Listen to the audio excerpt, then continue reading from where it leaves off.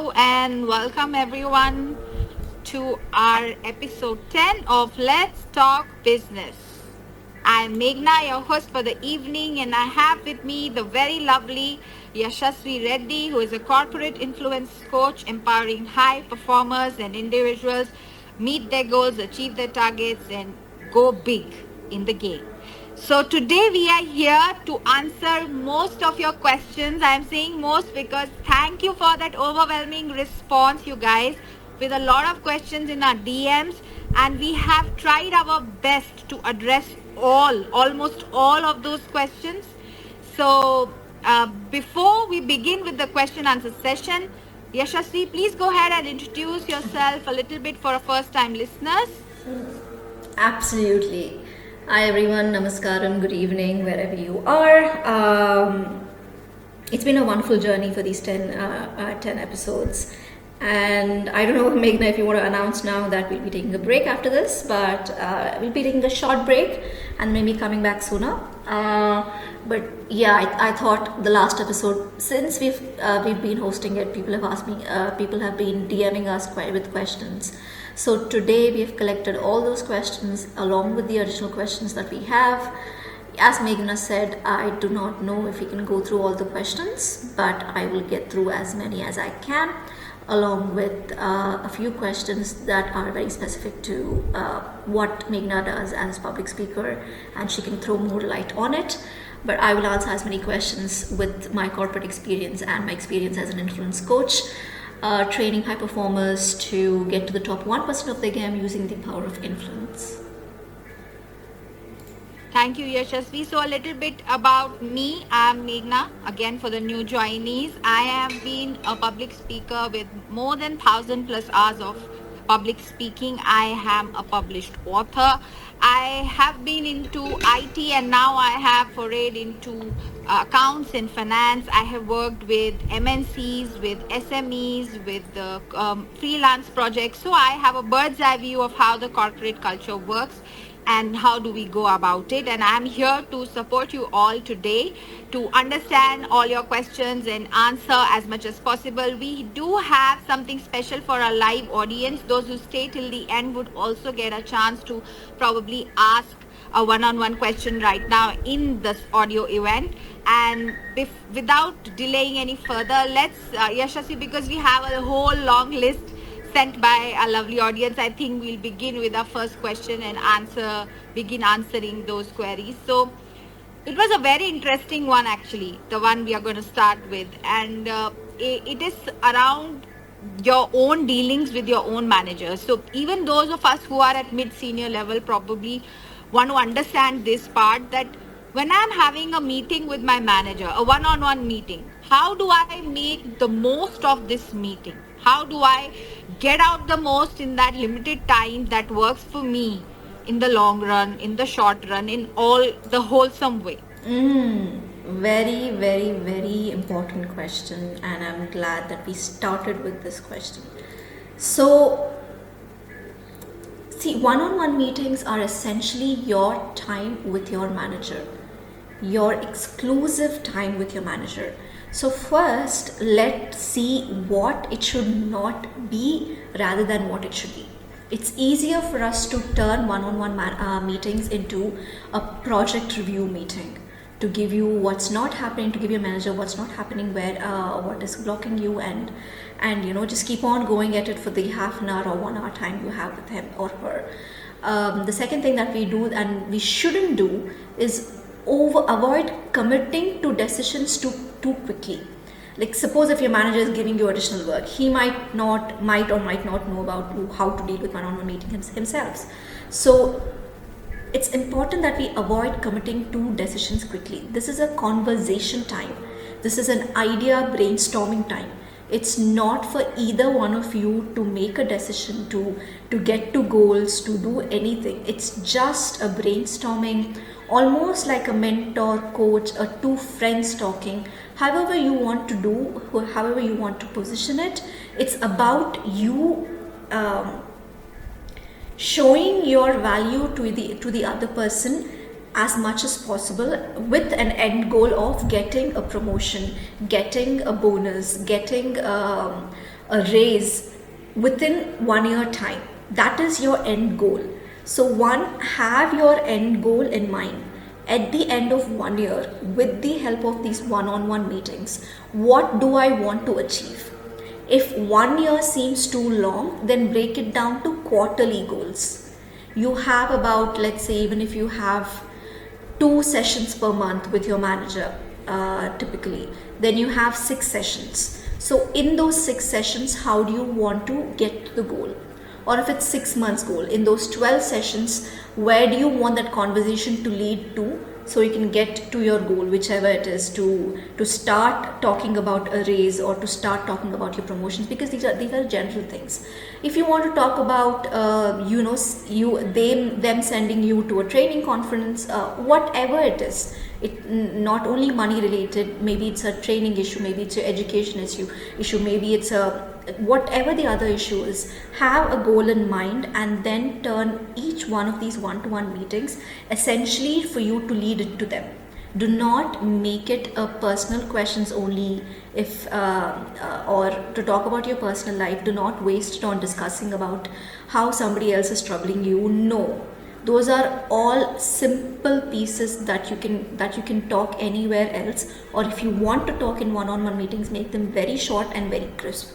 At the end of the day, one-on-one meetings is your time with your manager. It's up to you on how to make the most of it. So you can make it about your goals.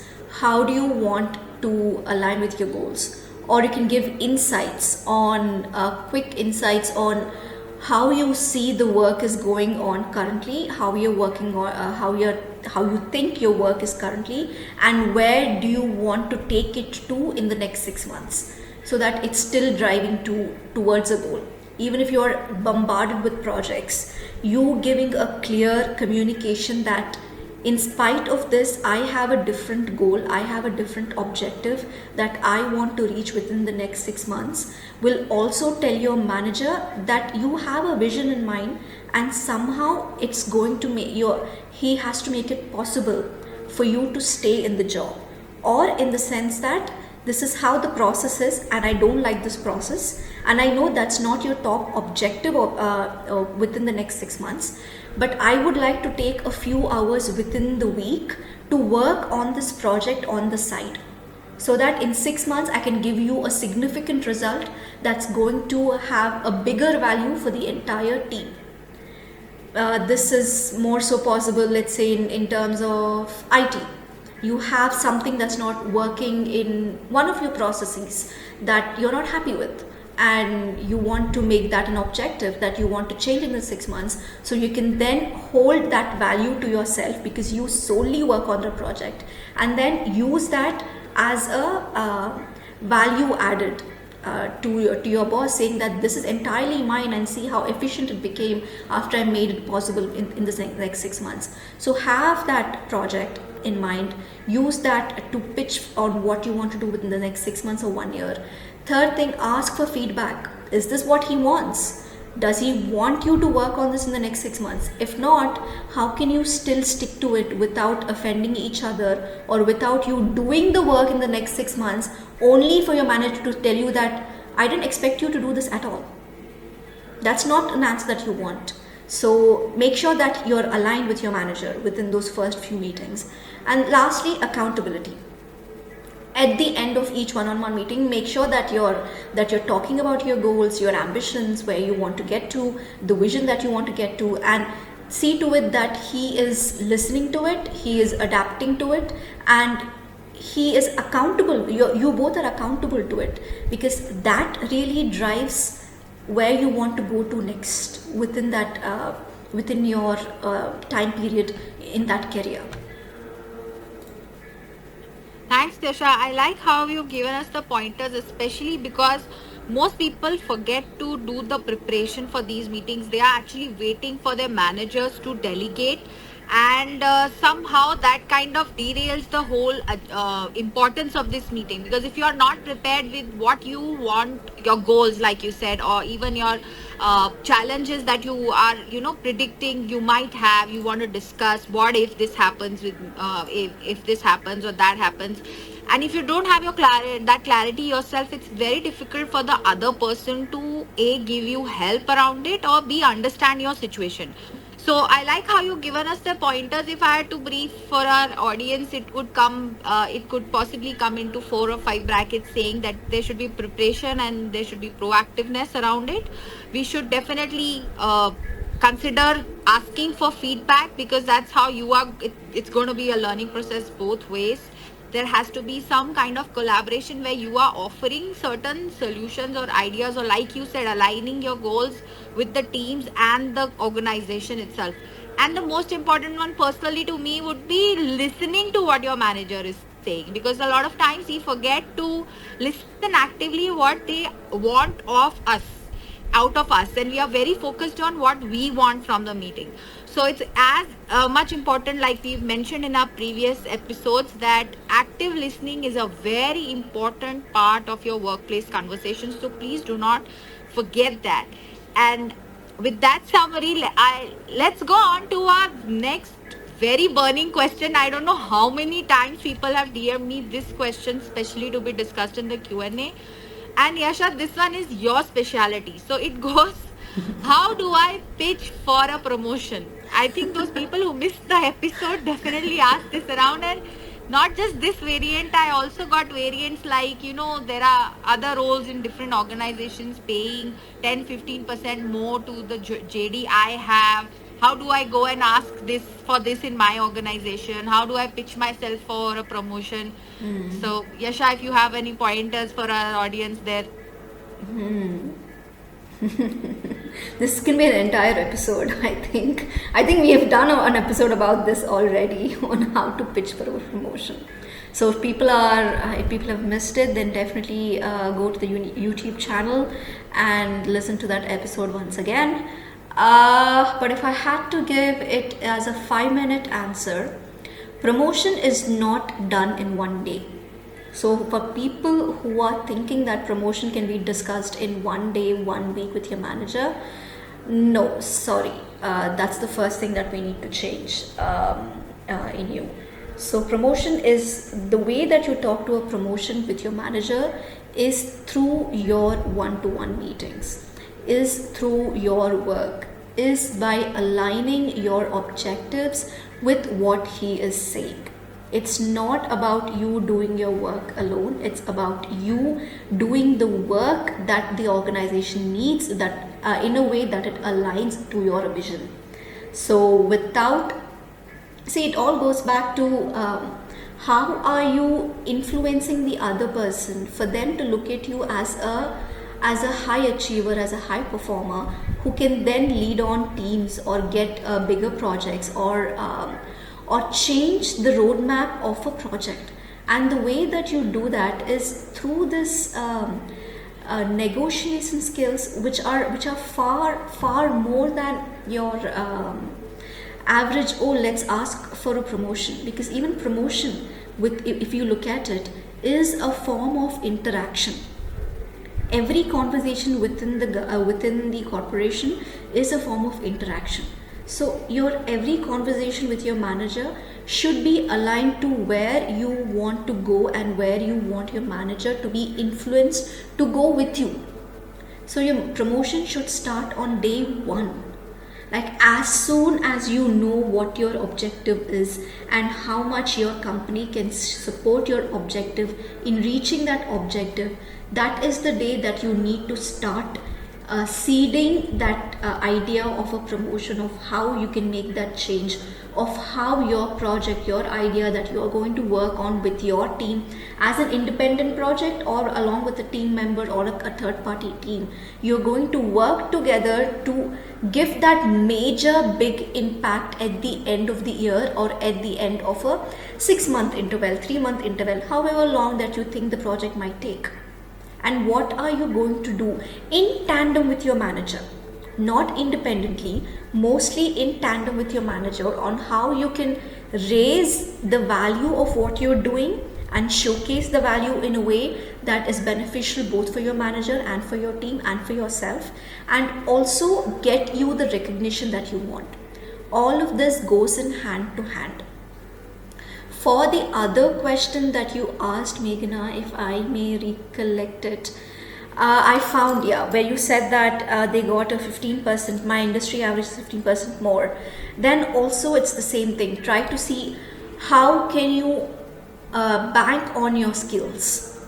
Your skills are your assets in the sense. So it could be every training that you attended, every skill that you have, every email that you received from your boss, from your stakeholder, from your boss's boss, whoever it is, appreciating you, the value that you added to the project, to the process, to the company, and how much work you've done, every bonus certificate that you got, every bonus that you can remember.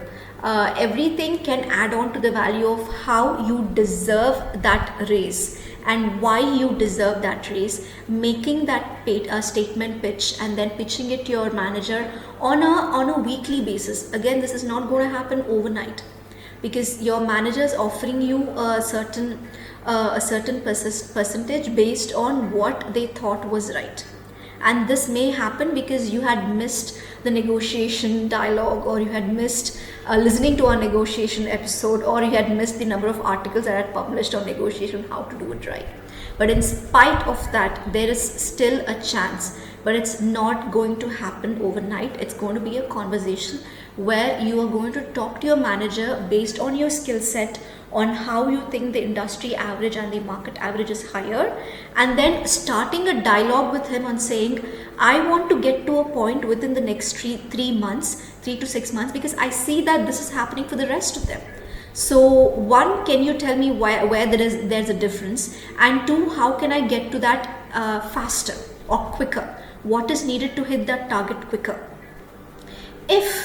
If you do not get a clean answer from your manager saying that yes, we understand, we see the difference, and I'm going to talk to my higher management and see what's going to happen, then follow up on those meetings if that is one of the answers that you get.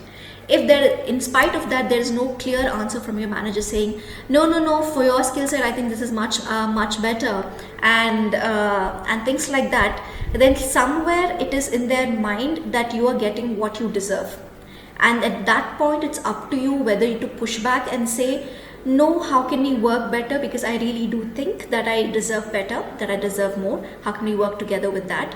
Or two, the other option is, how can you then and maybe it's a chance for you to go and actually interview for those other roles and see whether you can get that higher salary, because that itself can be a validation for you, that if you go and interview for the other roles and you actually did get the raise, then that is a validation both for you, and it's strong point for you to give to your manager and say, no, I have been offered, this is possible, and I know it's possible, so I want to know why it's where the gap is. Again, don't come across as some offensive, but it's more about having a dialogue and asking him where and how can we align on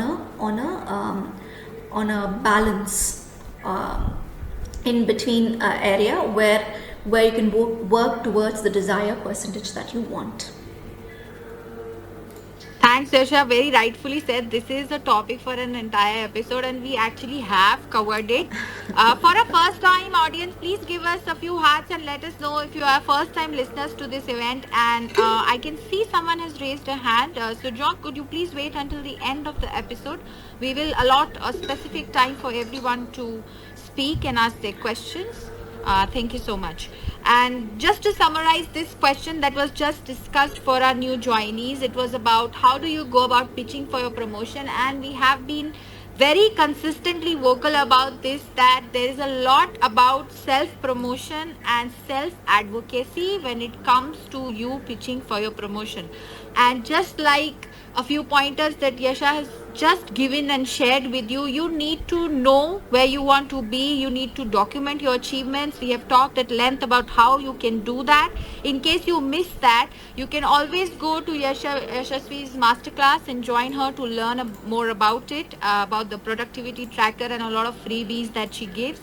And you have to be focused to know your path, your roadmap. It's not just the company deciding, it's a lot to do with what you want, how you want, when you want. Are you working towards it as well?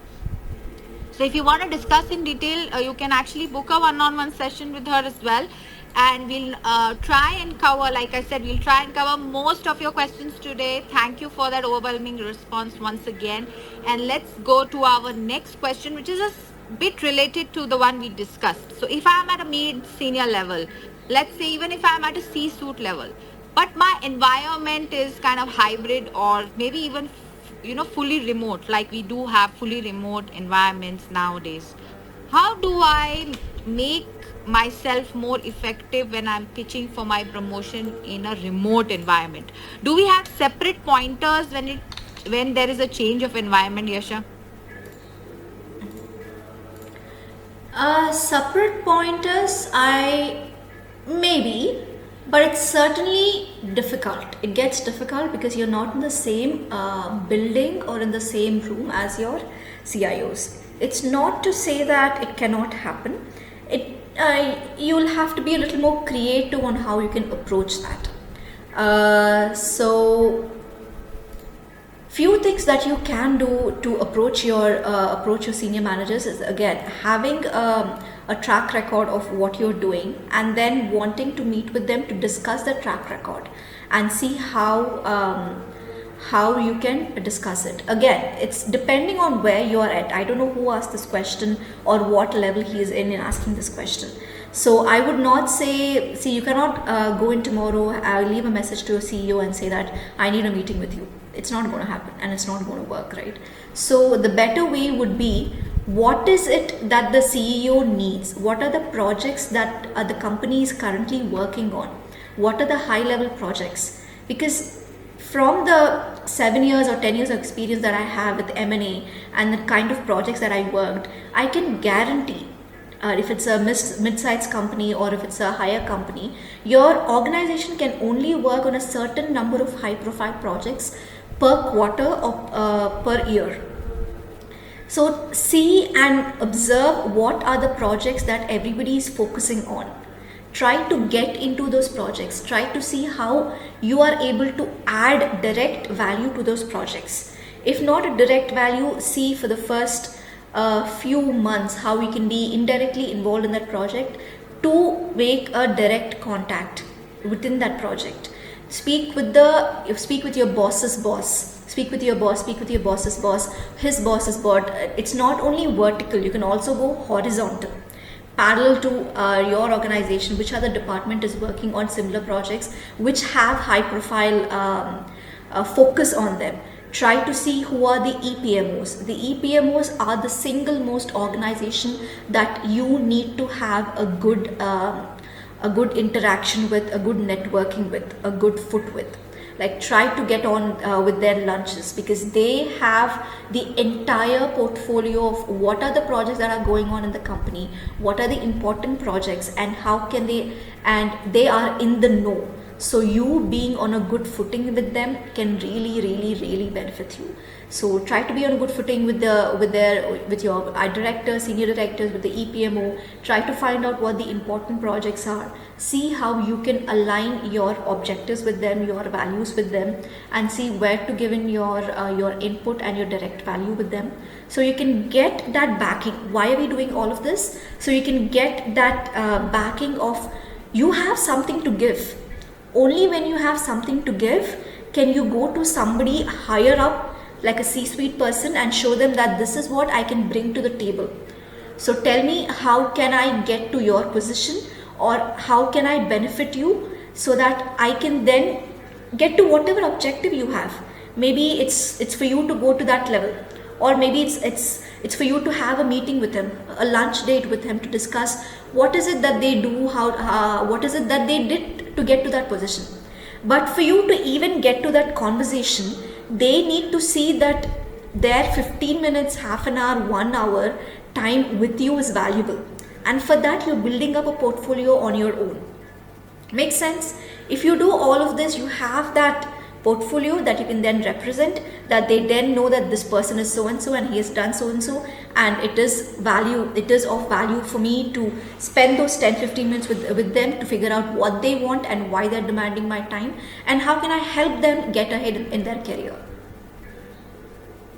Definitely some awesome pointers there related to visibility, definitely having some kind of relationship, mentorship, somebody in the physical presence being aligned to you who can actually champion for you. Again, we have previously discussed this. Do go and check out our videos on YouTube if you have missed those episodes and you want to know about this subject more. And with that, I'll like to now take the conversation to a whole other arena that we've been asked to answer these questions around, and that being, people feel the grass is always greener on the other side. So a lot of them have asked this question to me, Asha, that we changed the jobs but we hate it, and now we want to go back to the old one. And how do I explain, even if I quit, working somewhere for a few months, and whole lot of confusion is going on whether they'll take me back, how do I go back? Somebody has listened, I did not have a good exit interview also, so how do I now mend relationships with my previous organization? So somewhere around this, a lot of people are facing such problems where they feel that the grass is greener, they take the leap of faith and it doesn't work out in their favor. Now, where to go from there? Work on your mindset. That's the single most value add that I can give. Sorry, I know it's a hard spot to be in. I realize that it's hard when you have this ambition of something being different, and when you actually join it and you figure out that it's actually no different, and you're facing the same cycle of going through the same pain. Somewhere, not to go too much into manifestation, but somewhere you're attracting the same kind of environment over and over again. So it's important that you figure out where is it that your analysis is going wrong, that you've expected something from the new job, and maybe in your interview you have not asked the right questions, or you have not done the right analysis to figure out that this is someplace that is not going to give me the same energy as the last place, or the same vibes or the same experience as the last place. So maybe that interview questions, or how you evaluated the company, whether you need to join or not, maybe that should be considered in your next interview if you're planning to interview. If you want to go back to your last job, then it depends on what grounds did you leave that job. If you're saying then I didn't even have a proper exit interview, then that is questionable, of whether you want to go back to a company where they haven't done proper exit interviews, or they haven't given you papers on time, or you were abruptly made to leave. Is that an experience that you want to go back to? That's a question that you need to ask for yourself, if that's something that you're interested in. Secondly, let's take it on a positive note, that yes, they have done all that and you're happy with it and you want to go back to it. Again, it depends on what footing that did you leave your last job on. If you're still on a good ground with your previous manager, and he or she is somebody who's supportive, and you can reach out to them and have a conversation with them, it doesn't hurt. It doesn't hurt to reach out to them and say that, I would like to have a coffee date with you. Is it okay?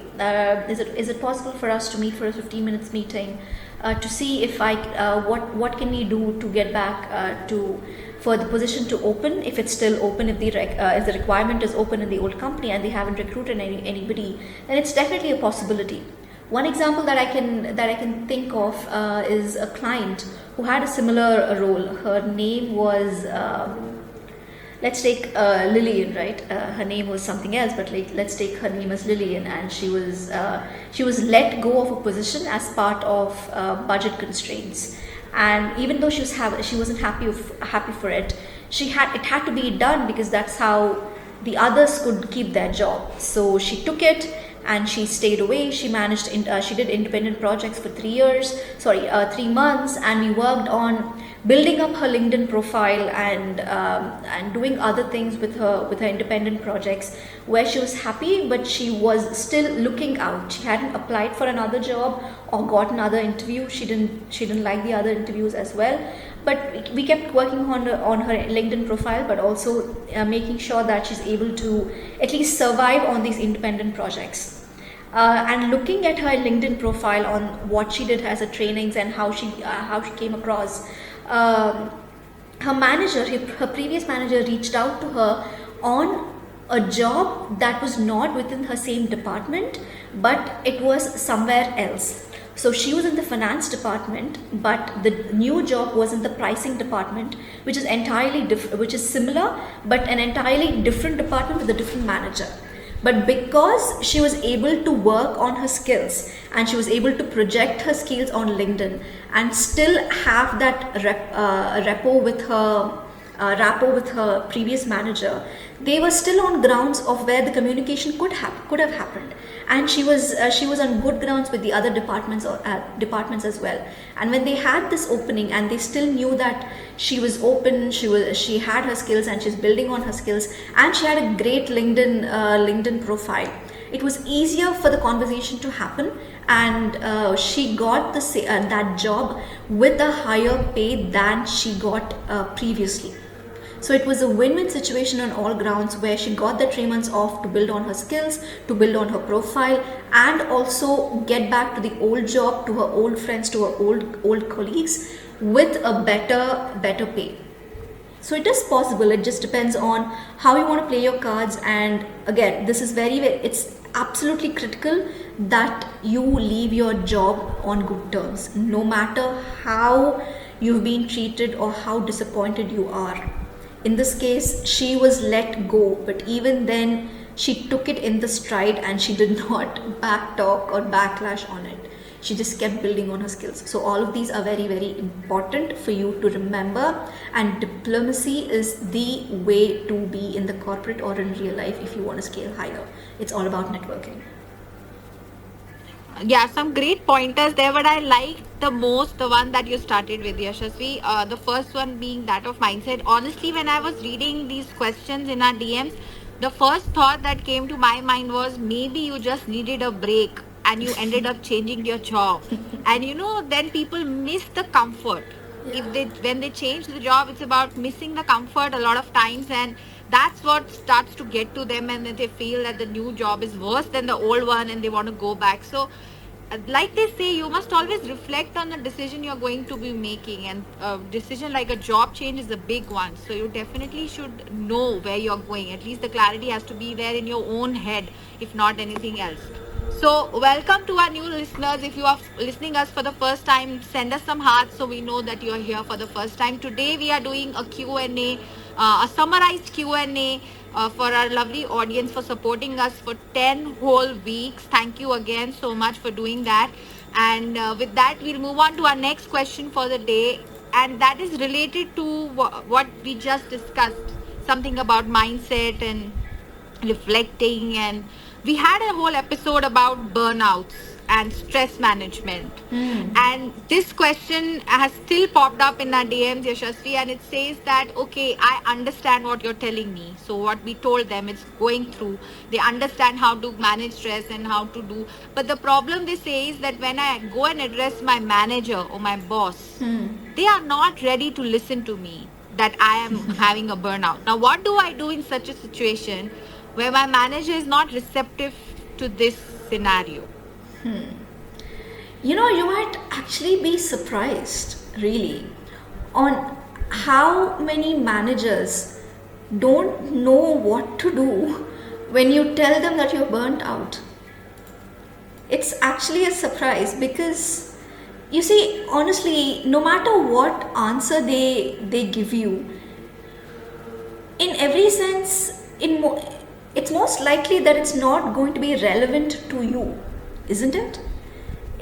You are burnt out. You are burnt out because you did something that you did not like for a long time and you're stressed out, or you did something that you do like but you overdid it, so you're stressed out. So you're burnt out. Either way, it's you. and it's about you, but you're going and complaining it to your boss because they, and you want them to fix it. So you see, it doesn't match. And in most cases, I realize that a manager should and must take care of their direct reports, of their employees. But in most cases, they actually depend on you to tell them how you want to be taken care of.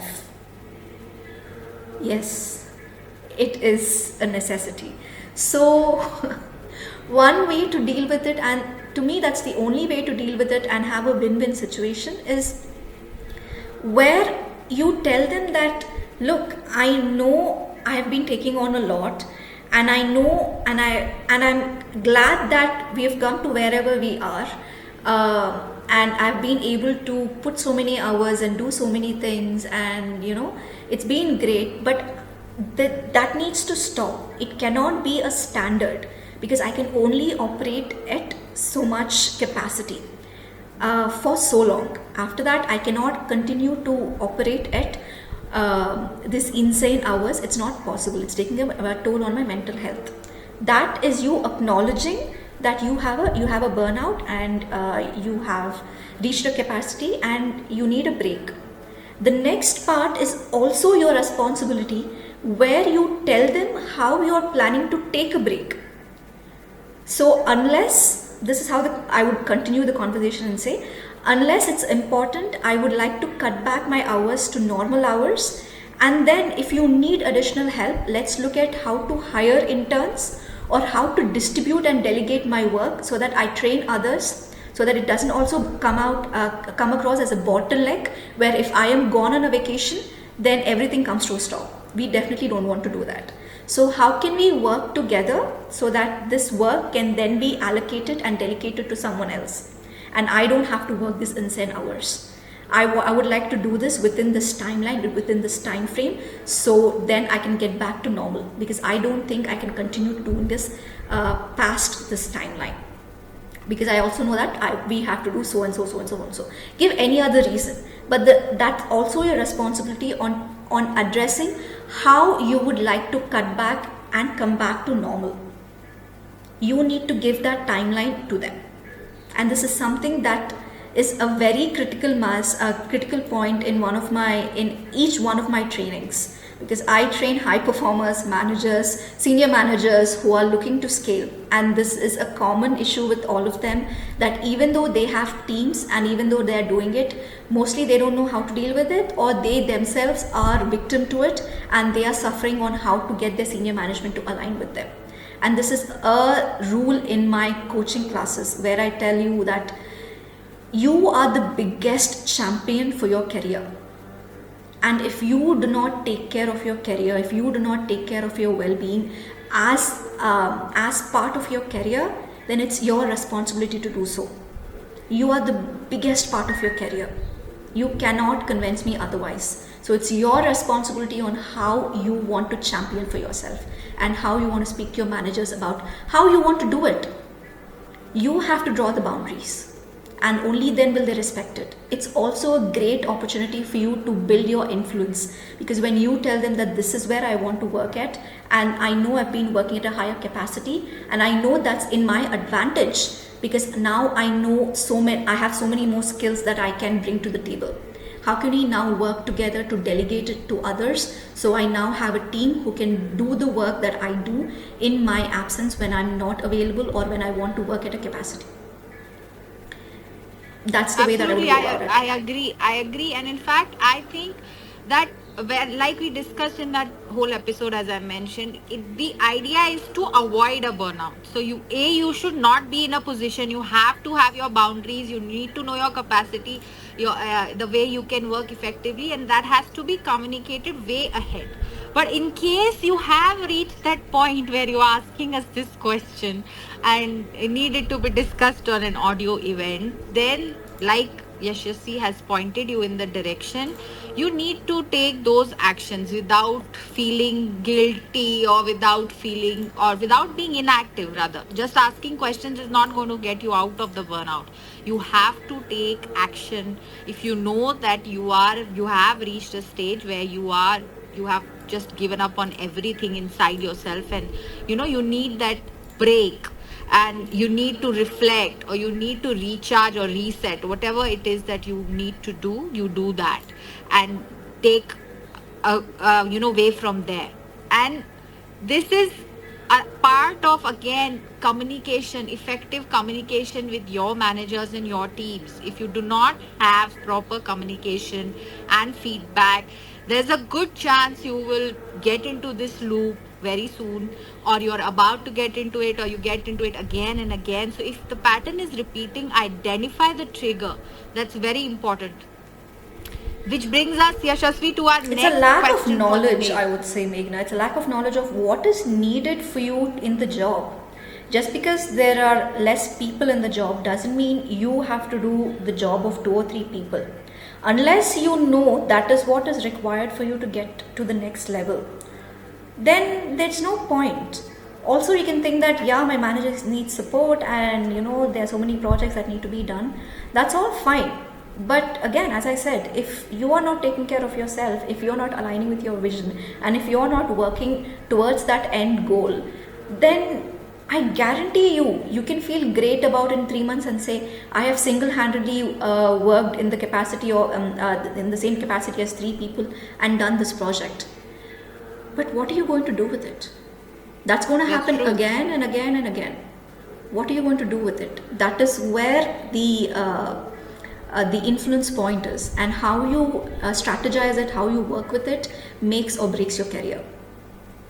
That's what I teach my clients. Yeah, absolutely, absolutely. So even influence can't work without communication and feedback. And now the next question that came, I think 5 people have asked this question, has put across this question, and they've asked, you have talked about feedback a lot in your episodes. Yes, thank you. Can you guide us as to how do we give a negative feedback to a senior person or my boss? Now, this is a question. I don't know if it's a question to be answered in terms of business or corporate perspective, as such technical aspect, or I think it's more to do with the soft skill aspect of how you are as a employee. But Yasha, let's hear it out from you. What do you think? How do I give negative feedback to my boss? Diplomatically. One simple word. Diplomatically. So, again, it's a very contextual question. Negative feedback is only can be seen as negative if you apply an emotion to it. So, see, again, when you are communicating from a place of this is bad, this shouldn't be done, this is why the project failed, this is how it had to be done, you are essentially giving your opinion, isn't it? At the bottom of it, it's your opinion that you're giving me. Agreed? Does everybody agree with it? This is essentially what a negative feedback would look like, right? Give me a thumbs up if this is what it would look like, and this is something that you agree on, that this is how it would look like. The negativity is coming because the thing had to be done a certain way, and it wasn't done a certain way. Hence, the result was not the way it was expected, which was not the right way to be done, and hence you're giving that feedback, which might not be accepted with a open heart and open hands. Yes, we have people listening, right? Yes, give me a thumbs up Yes, if that's we do yes. have. I think, yeah, we do have. Okay, audience, Okay. Yasha is asking for some reactions from you. If you are listening in, just drop in some thumbs up so she knows you are listening.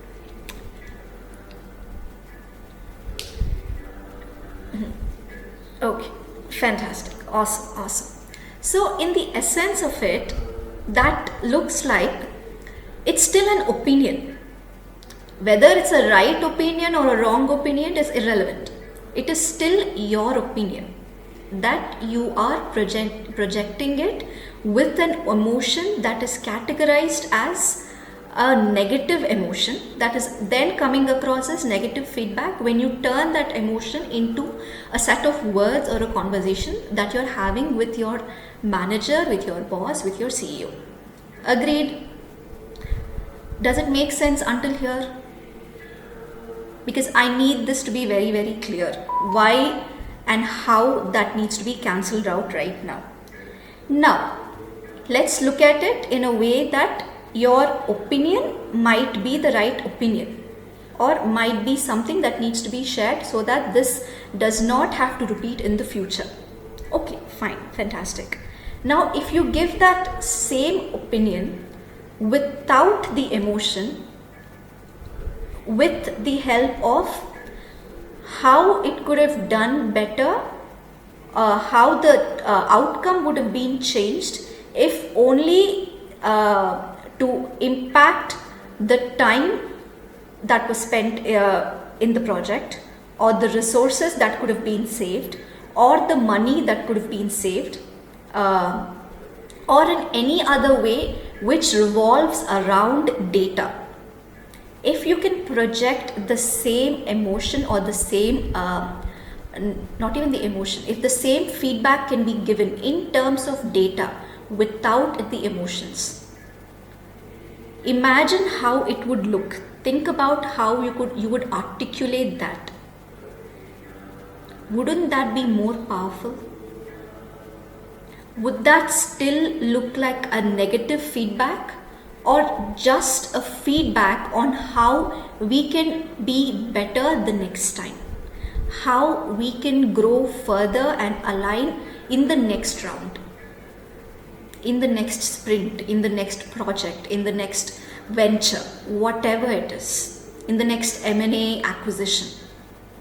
This is how much we have spent on the acquisition. I can speak from my experience how I would articulate it. These are how many resources were let go without the proper kind of exit interviews, or without the proper sort of examination of how they would add value. And this is how much we had to pay in terms of revenue, cost, and our own resources having overworked to get the same kind of knowledge. Had we put in these systems in place beforehand, then the next time around we can save so much time. So who can I work with the next time so we don't make this mistake again? Or where can I document this so that the next time we can look at it and get better at it? That looks like collaboration rather than negative feedback. Always, this is the golden rule in terms of conflict or negative feedback. When the parties involved in the conflict or in the conversation are working towards a common resolution, the conflict is no longer a conflict.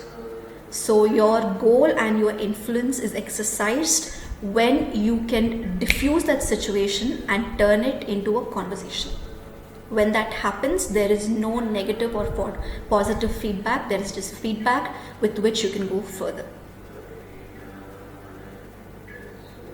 Yeah, I think it's also about, like you said, when we don't attach the emotion, then it becomes kind of an audit of the situation. And when you look at the bigger picture and do that audit, then the receptiveness of the other party comes automatically, because then you are offering a solution instead of trying to give a blame. So I think people attach this negative feedback connotation to a situation wherein they are looking for someone to put the blame on, or the situation, the circumstance, the team, the person. And when you do that, then you make it a loop of a negative feedback in your assumption. That's not even for the other person, because you still haven't discussed it. But it's your assumption that when you go with these facts, figures, or these data discussion, it's going to be taken negatively, because you are not going with the approach of offering a solution for the next time. You're trying to justify the narrative that is going on right now. So I think it's the switch that you need to make. or when you in your approach mind rather. situations. Yeah, The way both that you ways. see, you're trying to justify your lens and then blame it on the situation. It's not going to help. It's not how you can scale further. Again, this is why diplomacy and facts are much more important. Emotions can be negated. Emotions can be countered, because how you feel is not the same as how your boss might feel, and he will put you And down in a minute. So it's I important for you feel to speak not, about facts. and not everyone can be diplomatic at all times. So they need to understand that if you are not able to do that and you Yes. attach the emotion, the whole idea becomes gets a negative connotation that you do not want for yourself, for your team, or even for in the long run for the organization, for the dialogue, whatever is in the picture at that point. And interestingly, we have not even covered 20% of the questions until now, and we are reaching the time limit that you usually have. But we are going to discuss a few questions that are remaining for our new joinees. Welcome. Today we are having a summarized Q&A of over past 9 weeks episodes that we've had with you, and we are discussing the questions you have DM'd us, and we will open the floor for our live listeners at the end of this event, so stay tuned. So our next question would be around micromanagers. Yashasvi, give me a heart if you've been asked this before. How many So, times? micromanaging is something that is being discussed around a lot on LinkedIn as well. I see a post every other day. And there are posts around how to deal with a micromanager. How do I ensure that I am not a micromanager? So questions around micromanagement are quite a lot, but the ones we've been asked are the direct ones, the most basic ones being, I have a micromanager. How do I deal with him? How do I deal with her? Now, we have given pointers before, but if you could just give a short list Summary? of things they can do, yeah, around it, and help them Definitely. out a bit. Yeah. Micromanagement. See, I talk about it in my masterclass a lot. This is the first thing that we talk about in my masterclass. So I'll give you a short summary of it. See, what happens is when a high performer, a high achiever gets promoted to a manager, he's essentially being promoted to a manager in terms of, well, you've done your job very well, congratulations, now you're in this new position, and we want you to train a set of members, a set of team, who to now do your job so you can do something else. First, I want you to understand why, in what frame set that is happening. So, what generally happens is these managers who are now line managers have never, in most probability, have never been given the training of how to be a line manager, or they were. It's not something that you also learn in a school. It's not something that we've been taught as we grow up as well. That when you go to a new role, when you go to a new job, have you aligned with your boss? Have you aligned with your management? That what is required for you to excel in this new position? We all get happy, or they all get happy when they get to this manager position. But what do you mean of what I need to do in this job? It cannot be as simple as a one line statement as, yeah, now train the team on doing your job. Well, then certainly that's a risk, because that leads to micromanagement. But that's not what your job should be. Your job is to allow people to align to the same thing that you did previously. Those are two different things. So the first thing that you need to do is, with your higher managers, even if you're a manager, with your higher managers, sit with them and try to see within the next 1 year, what do I need to do to excel in this position? And I guarantee you, if you get a right mentor or a right coach, they will tell you things that are not to do with anything about your previous role. The way that you look at as a manager is very, very different from the way that you operate as a high performer or a high achiever. It's completely a different ball game. So if you're not doing that and you're suffering with doing the same thing as you were in a previous role, then that is a red flag that you are not aligned with where the management is going, or how the management is looking for the next promotion, or for you to scale in the corporate. So first things first, align with your management on what is required for you to excel in the current role. If you are a manager, then you will get a bird's eye view of how you need to operate the team. and that will automatically tell you on how you need to let go of your team members so that you are no longer a micromanager. Now, coming in terms of the opposite perspective of you are being micromanaged by your manager, the easiest way to overcome that is to not let him or her do that, and to again use those one-to-one meetings to set the precedent that this is how I would like to work and operate on a week-to-week basis. If you tell me how I can disengage you from my job, you gave me a project, I will do something with it and come back to you within a week and ask you, is this the way that you want? Other than that, is there anything else that you need from me during the week? If not, I would like to put in my own creativity in it and show you what the outcome is. And make sure that he's looped into each and every meeting of yours, each and every email of yours, because that's how they will gain the trust. It's also a trust building process. You cannot get away with skipping emails from your managers. That is not going to get you anywhere. Please, please, please do not do that. That is going to bite you back in the long run, because your manager is in that position because somebody higher up thinks that he is fit to be in that position, even though you may or may not think it is.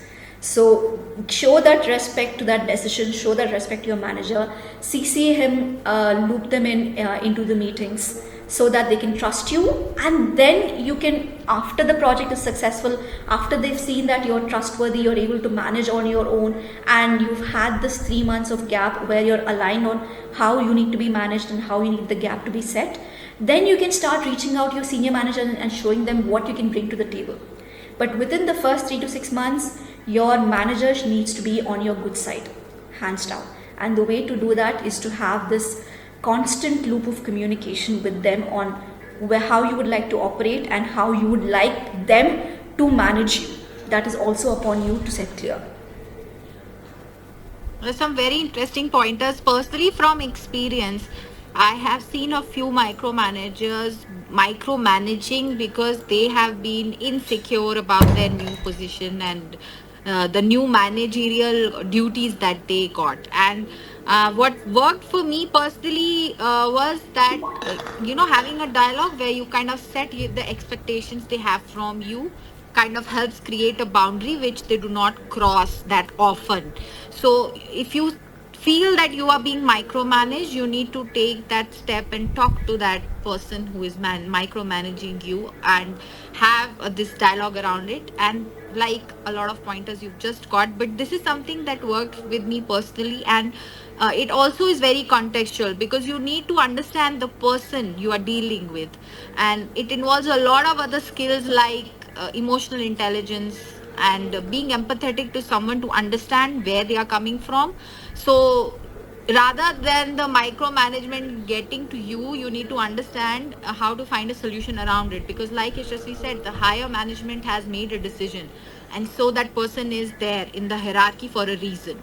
So give them that benefit of the doubt or the respect of the position and try and have a work around it instead of getting frustrated with it, because it's not a situation that you can completely control. You can do your bit, but you can't be the other person and not micromanage.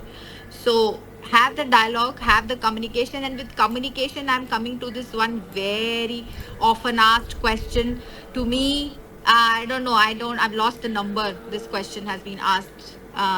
And the question is, how do I become a confident public speaker? And it's one of my favorite questions to answer because it breaks a lot of myths around public speaking. A lot of people feel that when you go on stage, you are being a public speaker, and that's not the case. So if you ever thought that was public speaking, give me a heart right now. I'm waiting before I give my tips on this. Give me a heart if you felt this. Okay. Thank you for those responses and quick and prompt ones. So public speaking is, like we've mentioned before, is a part of your workplace culture. So if you are talking in a conference room with 5 people or maybe even 10 people and you are giving a presentation, even that accounts for public speaking. So you are a public speaker if you are in the corporate who is given a presentation to a team anywhere, anytime. That is your public speaking gig that you have already done. So a lot of people think only if I've been on the stage, I've been on the TEDx talks and hosting events, I'm a public speaker. No.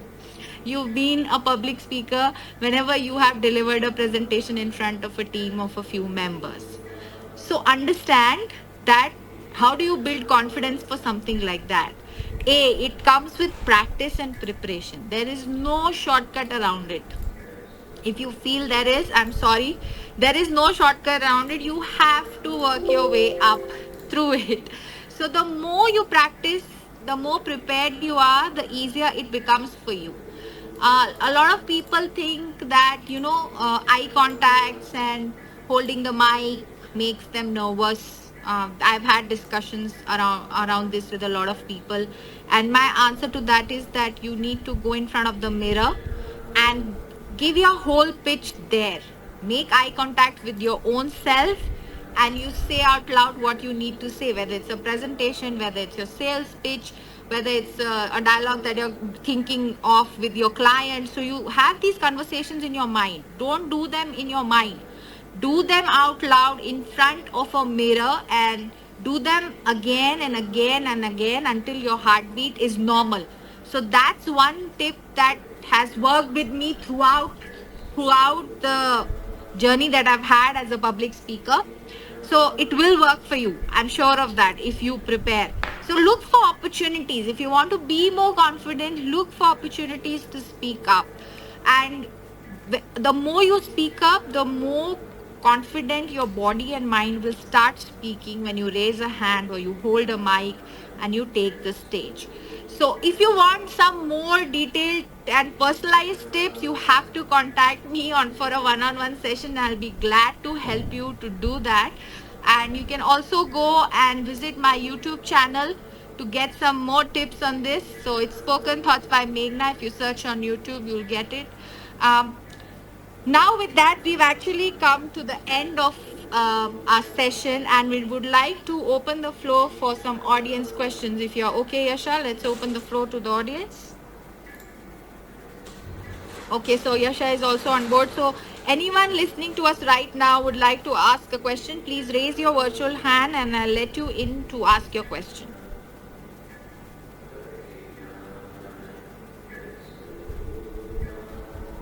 Looks like we don't have a question, so we can discuss one more question, Yashasvi, before we go.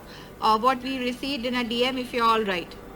I'm fine with it, but we're over time, so I don't want to keep back any listeners if they're. So let's take a poll from the listeners. Give us a thumbs up if you want us to discuss one more question.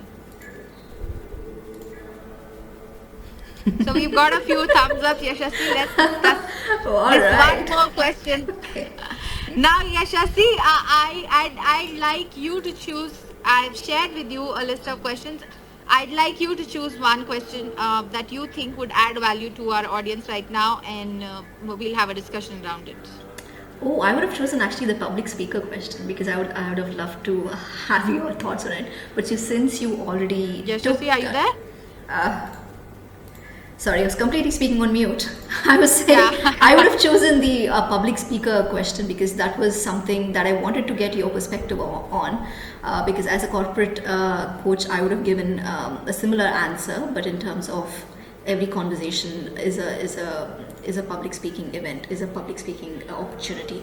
So I loved your answer on that. But since you already took that question, let's end it on a high note. What do you suggest? I haven't gone through all the questions. There's so many of them. How do I? Do you want to do on team engagement or you want to do on manager's responsibility? I'll pick the question. You just tell me. I think we haven't done anything on team engagement. We haven't spoken much on team engagement. So we can. Yeah. So there was a question from a mid-senior level manager. They even given us a profile and they said that I have zero engagement from my team. Now I feel that I communicate effectively, but how do I turn this around and make my team more engaging or understanding of the situation, being more active? How do I do that? Oh, that to me is giving me the sense of imposter syndrome. Don't you think? Yeah, kind of does in Yeah. a way. Yeah. Okay, so let's see. See,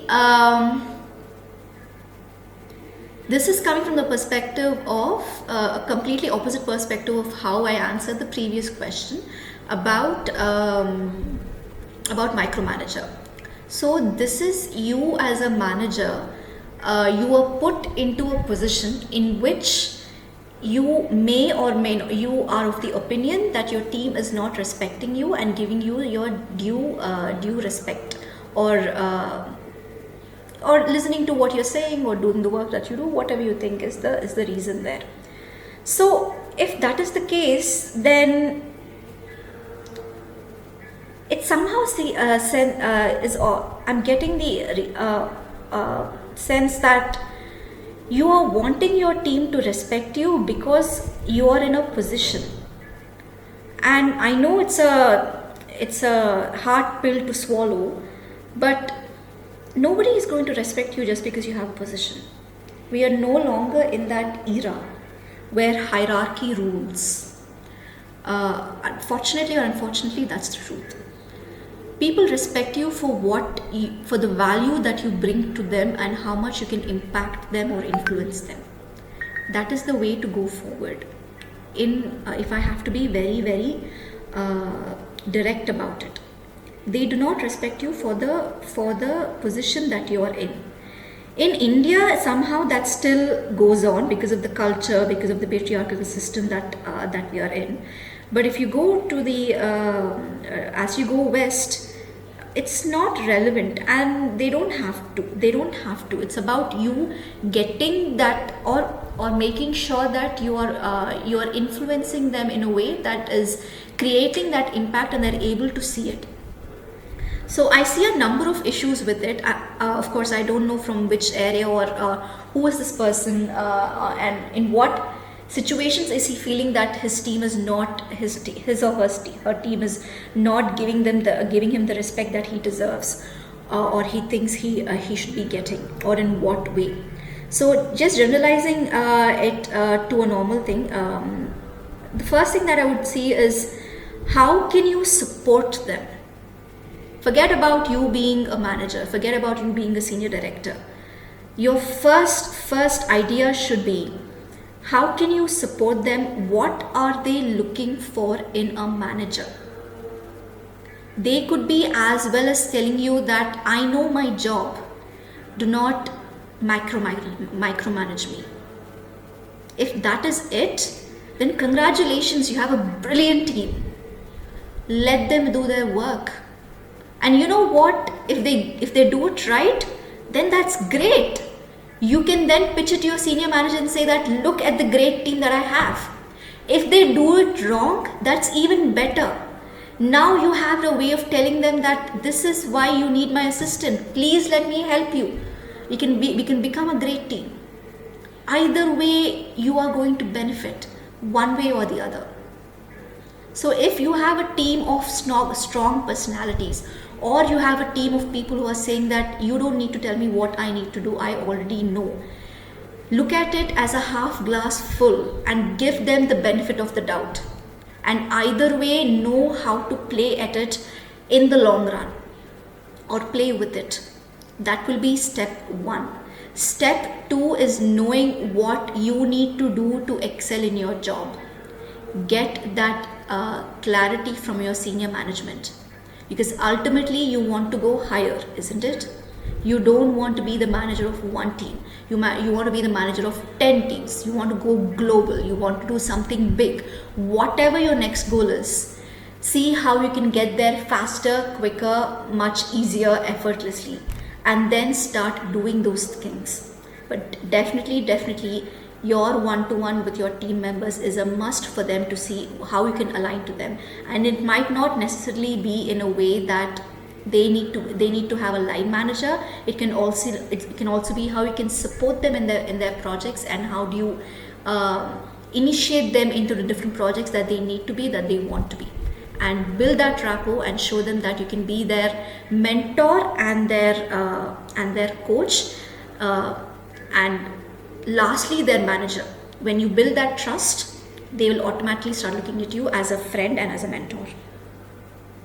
Yeah, so I personally have two concerns with this question. So they've given us their profile, but they haven't mentioned about their initiatives really. So Yeah. for me, it comes from the place that, being a leader, I always believe in the concept of leading by example, wherever it may be. So if you are not being engaging enough, how are you expecting your teams to be engaged enough or be responsive enough, if that was the problem? So there has to be more context setting, especially if someone is asking a question like that. I feel they could have set a context like, do you remember, Yasha, we had a person in the audience who gave us a very long context about their problem. Yeah. So sometimes people forget to set context, and I feel teams actually, if you read a lot of management books, you get to know that teams behave on a mirror behavior. So if your manager or your senior or a leader is behaving in a certain way,